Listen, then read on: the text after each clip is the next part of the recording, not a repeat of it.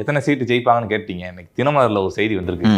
மத்திய உளவுத்துறை எடுத்த சர்வேல டிஎம்கே 90, டிவிகே 70, அதிமுக 35, என்டிகே 1. எங்க அண்ணன் ஜெயிச்சிட்டாரு 1. இழுபறி 38 நிக்குதான். அதுலயும் தாவேகா தான் முன்னிலை. ஓகே. இந்த மத்திய உளவுத்துறையோட அலுவலகம் எங்கே இருக்குது தெரியுமா? எங்கே சார் இருக்கு? மவுண்ட் ரோட்டில் விகடன் ஆஃபீஸ் இருக்குது. உங்களுக்கு தெரியும்ல, நீங்கள் தான் வேலை பார்த்துருக்கீங்களா? விகடனுக்கு நேர் எதிர்க்க ஒரு பெட்ரோல் பங்க் இருக்கும். பெட்ரோல் பங்க் தான் உளவு? No man, wait. அதுக்கு பக்கத்தில் ஒரு சின்ன சந்து போகும், அது உள்ளே தான் அந்த ஆஃபீஸ் இருக்குது. சார் அவ்வளோ பெரிய உளவுத்துறை எதுக்கு சார் அந்த சின்ன சந்துக்குள்ள வைக்க போகிறாங்க? தினமலர் ஆஃபீஸ் அங்கே தானே இருக்கு. அதான் அந்த உளவுத்துறை. நான் கூட சரி உண்மையான செய்தியாக இருக்கும் உளவுத்துறை. சரி, இப்போ ஏன் தினமலர் இப்படி ஓவரா எழுதிட்டு இருக்காங்க? இப்போ திருப்பி வந்து தாவேக காங்கிரஸ் கூட்டணின்னு எதுனா விளங்குமா? நம்புவீங்களா? ஏதாவது ஒன்று உருட்டணும்ல. ஒரு தினமலரில் ஒரு நாளைக்கு ஒரு நியூஸ், அது இந்த விட்டதை பார்த்து எழுதுகிற நியூஸ் ஒன்று வந்துடணுன்ட்டு தீர்மானமாக இருக்காங்க. இதை கேட்டு திமுக அதிர்ச்சி ஆயிட்டாங்களா? அதில் போட்டு இது வேற. சரி, எத்தனை ஜெயிப்பாங்க சொல்லு? விஜய் ஜெயிச்சிருவாரு. That's fine. வேற 10. அதெல்லாம் அதிகம். 10, 9 சார். 1 சார். எப்படிப்பா இருப்பாங்க புரிய வைக்கலாம், கொஞ்சம் இருங்க. ஃபஸ்ட்டு பாஸ்ட் தி போஸ்ட் சிஸ்டம்ன்றது தான் நம்ம சிஸ்டம், சரியா? ஒரு தொகுதியில் எத்தனை சதவீதம் வேண்டும் வெற்றி பெறுவதற்கு? இப்போ ஒரு 3 கட்சி இருக்கனால 40 35. 35. Okay, 35 is a fair number. 35. Vijay எவ்வளோ ரீச் பண்ணுவார்? ஜனநாயகனுக்கு முன்னாடி 28%. இந்த ஆது விட்டுறதெல்லாம் சொல்லாதீங்க. இன்றைக்கி 20 இருக்குது, பல இடங்களில் 20 இருக்குது. இது எவ்வளோ அதிகமாகும்? Vijay has hit the maximum. Peak அடிச்சிருச்சு, ஓகேவா? அந்த விஜயோட லான்ச்சு, முதல் விக்கிரவாண்டி மாநாடு, அதெல்லாம் பீக்குக்கு போயிட்டு கரூருக்கு பிறகு சரிவு தான், சரியா? இதுக்கு மேலே பீக் அடிக்க முடியாது. இன்னொன்று பீக் அடிக்கணும்னா நீ என்ன பண்ணுறீங்க உங்களுக்கு பீக் அடிக்கிறதுக்கு? ஓகே, ஸோ 22, 23ன்னு வச்சுக்கோங்க. இதுக்கு மேலே எவ்வளோ போகும், ரீச் ஆகும்? 25. Okay, fair. எனக்கு தெரிஞ்ச அதிகம். Okay, fair enough. அதிகம் தான் நீ சொன்ன மாதிரி. இனிமேல் டிப்பு தான் ஆகும். வந்து திமுக கூட்டணி கட்சிகள்லாம் சேர்ந்து எவ்வளோ இருக்கும்? ஒரு 30 வரும் சார். 35. அதிமுக கூட்டணி கட்சிகள்லாம் சேர்ந்து அதே 35. 35. இந்த 35க்குள்ளே 100 ஓட்டு 200 ஓட்டு வித்தியாசத்தில் ஜெயிச்சுட்டு போயிடுவாங்க, கரெக்டாக? அந்த அதிமுக திமுகவுக்கு இடையேயான வாக்கு வேறுபாடு, வெற்றியை தீர்மானிக்கும் வாக்குகளின் எண்ணிக்கை 300, 400ஆக இருக்கும். விஜய் வேட்பாளர் 20,000 வாங்கியிருப்பார். அந்த 20,000 எதற்கு? இல்லாத ஓட்டுக்கள். சில தொகுதிகளில் டெபாசிட் வாங்குவார்கள், பல தொகுதிகளில் டெபாசிட் வாங்க மாட்டார்கள். எலெக்ஷனுக்கு 10 நாள் நாமினேஷன் லாஸ்ட் டேட் வரைக்குமே நீங்கள் 25 தான் தொட்டிருக்கீங்க. அதை எப்படி வெற்றியாக கன்வெர்ட் பண்ணுவீங்க? ப்ரொப்போர்ஷனல் ரெப்ரசன்டேஷன்ற ஒரு சிஸ்டம் இருக்குது, விகிதாச்சார பிரதிநிதித்துவம்.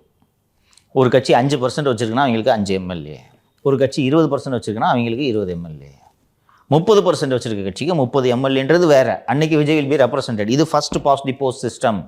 டி நகரில் திரு அப்பாவு மற்றும் திரு இன்பதுரை, இதற்கு முந்தைய சட்டப்பேரவைன்னு நினைக்கிறேன், 16 என்று நினைவு எனக்கு, 45. இப்போ என்ன பண்ணுவீங்க சொல்லுங்கள்? 20% வச்சுருக்கீங்க, 25ன்னு கூட வச்சுக்கோங்க. வெற்றி பெறுவதற்கு தேவை எவ்வளோ? 40. 35 தொடுவீங்களா? விஜய் மட்டும் ஜெயிச்சு அசம்பிளிக்கு போய் டிடிவி தினகரன் ஆர்கே நகரில் ஒற்றை எம்எல்ஏவாக போய் அசம்பிளியில் களமாடியது போல் ஆடுவாரா? டிடிவி தினகரன் இப்போ விடுங்க, அவர் ரொம்ப கோமாயிட்டார் அண்ணன். அப்போல்லாம் அந்த ஆர்கே நகர் சமயத்தில் ப்ரெஸ்ஸை எப்படி ஹேண்டில் பண்ணுவார் தெரியுமா? எல்லா கேள்வியும் கேட்டு முடிச்சுட்டு வேறு ஏதாவது கேள்வி இருக்காப்பா, இப்படி தான்டா, வேறு ஏதாவது கேள்வி இருக்கா, வேற அவ்வளோதானா அப்படின்ட்டு போவார்.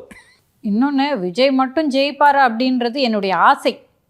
ஜெயிச்சுவார் நான் நம்புகிறேன். ஒரு சாம் இருக்குமா அந்த தொகுதியில் விஜய் நிற்கிறான்னு? அப்போது நம்ப மாட்டாங்க இவங்க. எனக்கு காரணம் சொல்கிறேன். திமுக விட்டுருமா? 10 ஜோசஃபை இறக்குவாங்க, 10 விஜய் இறக்குவாங்க. அதெல்லாம் ஒன்று இருக்குது, பட் ஸ்டில் ஹில் வின்னு வச்சுக்கிறேன். அந்த ரிஸ்க் எடுப்பாரா விஜய்? அது போட்டிடாமல் இருந்துட்டா? பிகே பண்ணாரா? அவருக்கு ஒரு வேலை இல்லை பிகேக்கு. ஸோ திருப்பி போய் மௌனம் தான் அதுன்னு ஊட்டிகிட்டு இருக்காரு. விஜய்க்கு வேலை இருக்குல்ல, போட்டிட்டு விஜயும் தோற்று மாலதி சொல்கிற மாதிரி 230 தொகுதியில் டெபாசிட் போச்சுன்னா, தோல்வி அடைந்த வேட்பாளர் 3% வாங்கினால் என்ன, 20% வாங்கினால் என்ன? இன்னும் பிஜேபி அதிமுக விஜய் மீதான தாக்குதலை தொடரவில்லை. 25 சொல்கிறீங்களா? இந்த 25 மைனாரிட்டி ஓட்டு இருக்குது. இப்போ நீங்கள் திருப்பரங்குன்றத்துக்கு வாயே திறக்கலை, எப்படி விடும் அந்த மைனாரிட்டி ஓட்டு? இந்த 25 இவங்க சொல்கிற சர்வேல மைனாரிட்டி ஓட்டு இருக்குது, எப்படி விடும்? ஜென்சி பசங்க இருக்காங்க இல்லையா, முதல் தலைமுறை ஓட்டு போடுறவங்க, அவங்களாம் திரு விஜய்க்கு தான் போடுவாங்கன்னு நான் நம்புகிறேன்.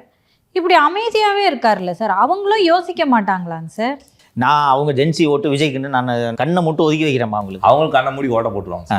ஒரு ஹீரோயிசம் பண்ணணும் தானே சார் எதிர்பார்ப்பாங்க. சுறா படத்தை 10 வாட்டி பார்க்குறவங்கம்மா, புரிஞ்சுக்குங்கம்மா. அதில் கூட அடிக்கிறாரு செய்கிறாரு, அது மாதிரி எதிர்பார்ப்போம்ல நாங்கள் அரசியலில் வந்து அமைதியாக இருக்கிற. செய்வார் ஒரு வேலைன்னு நம்பிக்கிட்டு இருப்பாங்க. அவங்களுக்கு இது பிடிச்சிருக்குல்ல, என்னைக்காவது ஒரு வாட்டி வந்து பிளாஸ்ட்டுனாலும் பார்த்தல எங்கள் பிளாஸ்ட்டுன்றாங்க, கொண்டாடிக்கிட்டு இருக்காங்க. இவ்வளவு நாள் அவர்கள் வெற்றியின் மீது எனக்கு சந்தேகம் இருந்தது. இப்போது அண்ணன் நாஞ்சில் சம்பத் சென்று சேர்ந்த பிறகு எனக்கு அந்த சந்தேகம் தீர்ந்து விட்டது. வெற்றி உறுதி ஆயிடுச்சா? வெற்றி உறுதி.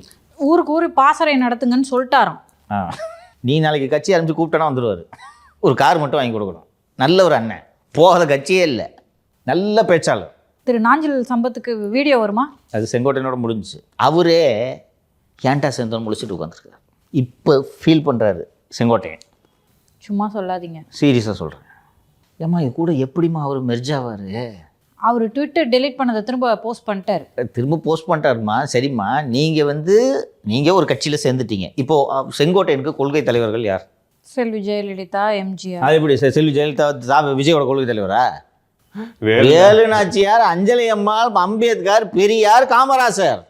நீங்கள் பாட்டு ஜெயலலிதா நினைவு தினத்துக்கு அஞ்சலி செலுத்திட்டு இருக்கீங்க. இப்போ அதுலேயும் சிக்கல். அதிமுகக்கார ஒருத்தர் விடாமல் சென்று ஜெயலலிதா சிலைக்கோ சமாதிக்கோ சென்று அஞ்சலி செலுத்தினார்கள். நீங்கள் வீட்டை விட்டு வெளில வரலையே.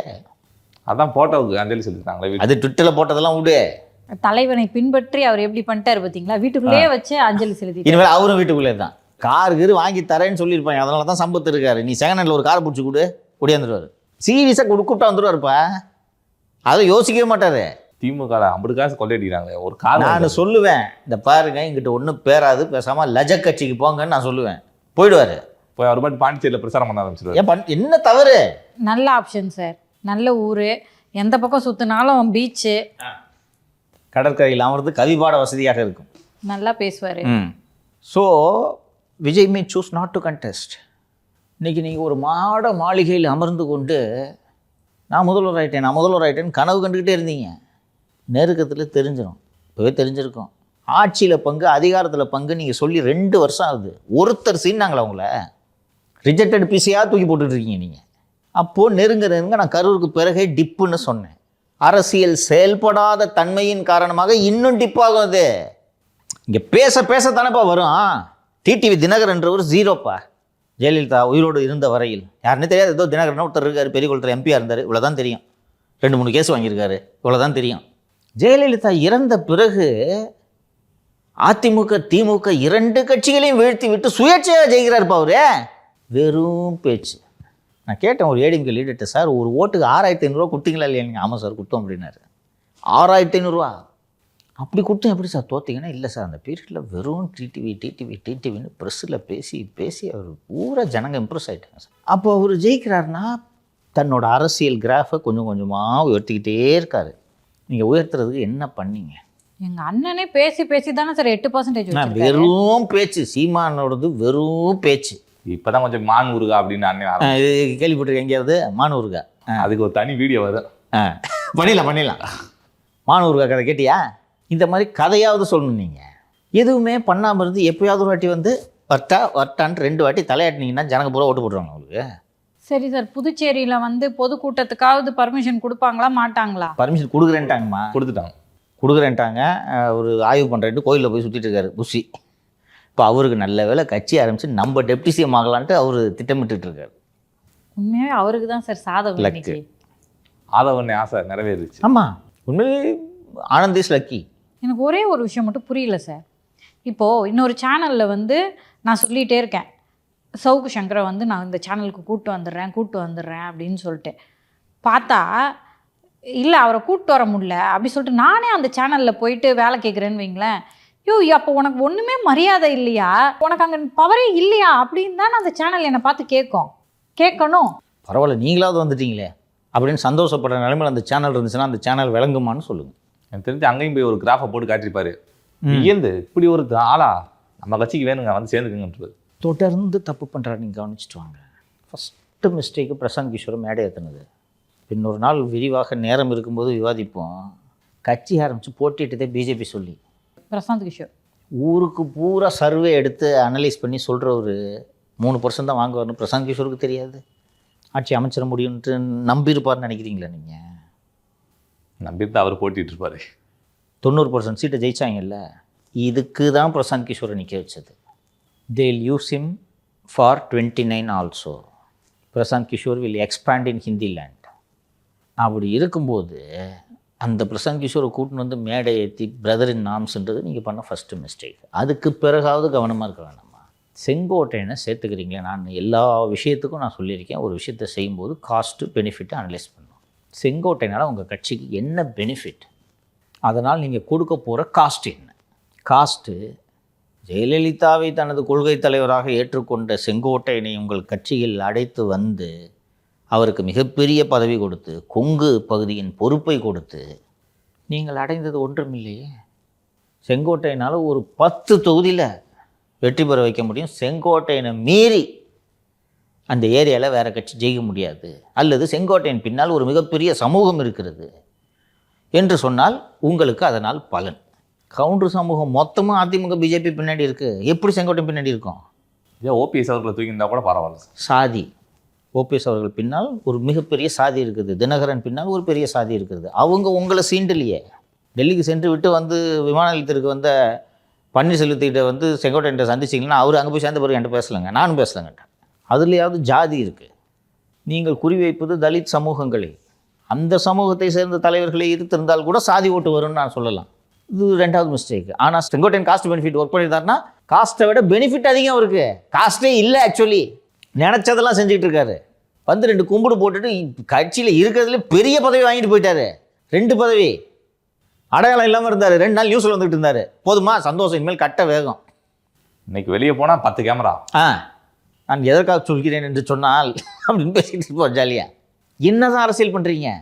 வாக்காளர் திருத்தத்தை பற்றி அவ்வளோ தீவிரமாக எதுக்குறீங்க, பிஜேபி பற்றி பேச மாட்டேங்கிறீங்க, தமிழ்நாட்டோட இஷ்யூஸை பற்றி பேச மாட்டேங்கிறீங்க. பிஜேபி திட்டுறதுக்கு ஒரு நல்ல வாய்ப்பில் சார் திருப்பி கிடைச்சி அதை விட்டுறீங்க. 2 பேரையும் திட்டலாம் சார். ஆமாம், 14 நிமிஷம் கண்டென்ட் இருக்குது சார் இதில். நம்மளே 1 மணி நேரம் கண்டென்ட் பேசுவோம். ஆமாம். எதுக்கு ஏன் இப்போ வந்து போலரைஸ் பண்ணிட்டு இருக்கீங்க? பேசணும்னா எவ்வளோ பேசலாங்க. ஏங்க அரசியல் கட்சி தலைவர் நினச்சதெல்லாம் பேசுங்க. சீமான் பேசலையா? மானூர்கான்னு யாராவது கேட்குறாங்களா? ஊர்காவையா? அது அங்கேயே இருக்குது. இங்கே மாணவர்கள் போட்டால் கொண்டுருவாங்க.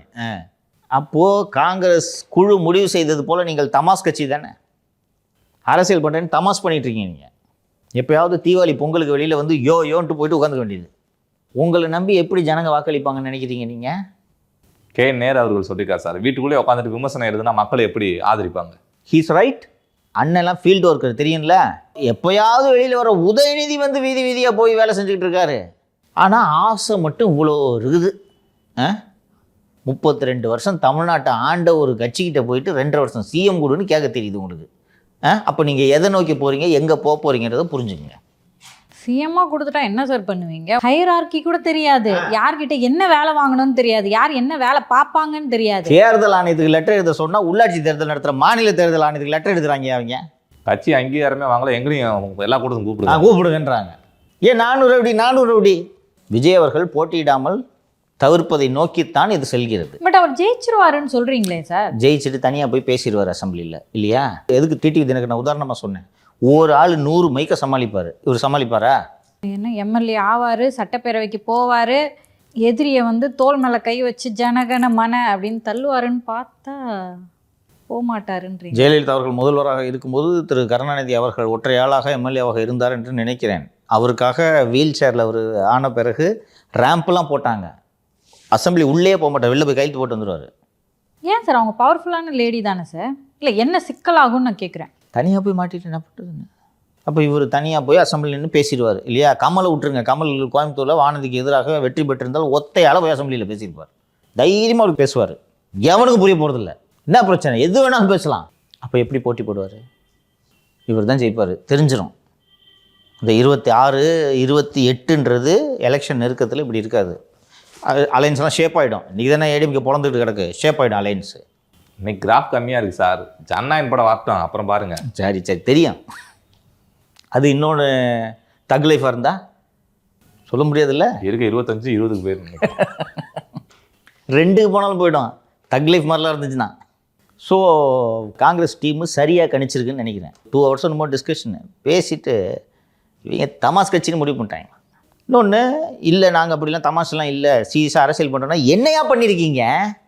என்ன பண்ணியிருக்கீங்க இவ்வளோ நாள்? மற்றது எல்லாத்தையும் விடு, சிபிஐ விசாரணைக்கு எதிராக மனு போட்டிருக்குது ஒரு அரசு, அதை கண்டிச்சிங்களா? உங்கள் தலைக்கு வர கத்தியது. அப்போ இவங்களை நம்பி இந்த பாமர ஜனம், இந்த ஊமை ஜனம் வாக்களித்து விடும். அவர்கள் முட்டாள்கள் என்று நீங்கள் நினைத்து கொண்டிருக்கிறீர்கள். இந்த மக்கள் முட்டாள்கள் அல்ல. அதை எலெக்ஷன் நெருக்கத்தில் அதை புரிஞ்சுக்குவார். புரிஞ்சுக்கிட்டு நான் மட்டும் போட்டி போடல, நமது தோழர்கள் நண்பா நண்பீஸ் போட்டிடுவாங்கன்ட்டு போயிடுவார். இதுதான் நடக்க போகுது பாருங்க. சரி சார், பொறுத்திருந்து பார்ப்போம். இன்றைய அரசியல் பல நிகழ்வுகளை பேசணும். தொடர்ந்து நாளை பேசுவோம் சார். நன்றி சார். நன்றி சார்.